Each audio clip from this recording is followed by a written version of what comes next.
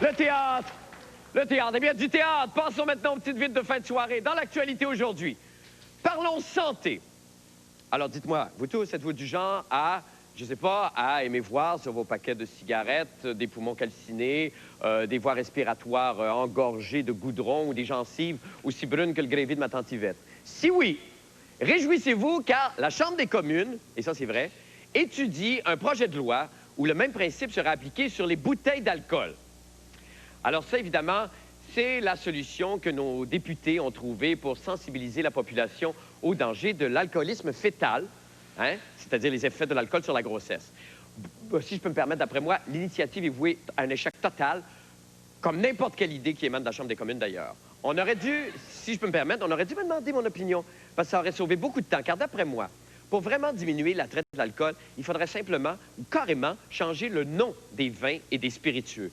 Pensez-y. Auriez-vous vraiment le goût d'essayer, par exemple, du Tua Maria ou un verre de Saint-Zanus rouge ou une larme de Grand Charnier ou une petite shot de crème de motte ou alors du cheese whisky ou siroter un vieux rhum brun de la Jamaïque ou encore un petit armagnac sexuel ou mieux même, se rafraîchir à grande lampée de Crachalois et vider finalement un 41 de Bourbon Gauthier.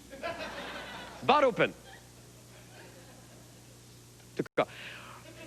Eh bien triste anniversaire est célébré autour de la planète aujourd'hui, vous le savez peut-être, puisque c'est le 26 avril 1986 que le réacteur atomique numéro 4 de Tchernobyl explosait, provoquant ainsi la pire catastrophe nucléaire de l'histoire de l'humanité. Alors bien sûr, depuis 15 ans, tout a été dit sur le sujet, mais comme il fallait quand même souligner l'événement, les pays du G7 ont mandaté une porte-parole dans le but de sensibiliser les peuples au danger de l'énergie nucléaire. Et cette porte-parole, eh bien, n'est nulle autre que l'auteur-compositeur-interprète, Mme Linda Lemay. Et je crois que nous avons Linda Lemay en ligne ce soir. Linda, bonsoir. Bonsoir, Marc. Les Français m'adorent. Oui.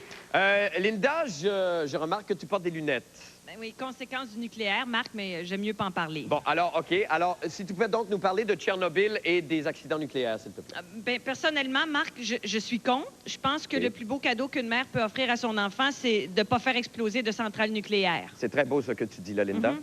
Ben, je suis une poète du quotidien, Marc, et quand on m'a demandé de m'impliquer pour dénoncer Tchernobyl, je me suis tout de suite sentie inspirée, si je pense que tu me vois venir. Ah, t'as pas écrit une autre petite chanson, Linda? Qu'est-ce que t'en penses? Ben, enfin, fais ça vite, s'il te plaît, OK. C'est un air que je dédie à toutes les personnes qui ne veulent pas mourir dans une explosion atomique. Et croyez-moi, il y en a plus qu'on pense. D'accord. Les bombes atomiques, c'est pas sympathique. Quand ça explose, ça détruit des choses. Ça cause des migraines et des bras dans le front. Et toi, l'enfant des rues, ne manque pas de plutonium. Car tu pourrais te retrouver avec le pète fluo, pète fluo, pète fluo. Nous aurons tous des pète fluo, pète fluo. Tout le monde, pète fluo, pète fluo. La la la la, des pète fluo. La la la la. Bon, merci.